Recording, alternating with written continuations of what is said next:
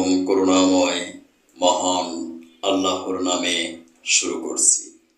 Digital biochemic medical science হসপিটালের পক্ষ থেকে ডক্টরস টক টিভি চ্যানেলের সকল দর্শক শ্রোতাদেরকে জানাচ্ছি আন্তরিক অভিনন্দন।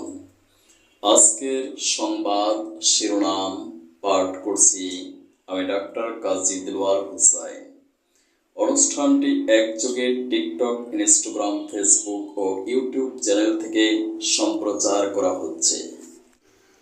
গণপ্রজাতন্ত্রী বাংলাদেশ সরকারের মাননীয় প্রধানমন্ত্রী শেখ হাসিনা বলেছেন, যতক্ষণ নিঃশ্বাস আছে ততক্ষণ বাংলাদেশের মানুষের উন্নত জীবন মান দেওয়ার লক্ষ্যে কাজ করে যাব। যখন আমার নিঃশ্বাস আছে, আমার এটাই চেষ্টা যে বাংলাদেশের মানুষকে যেন অন্তত জীবনটাকে আরো উন্নত সমৃদ্ধ করে যেতে পারি।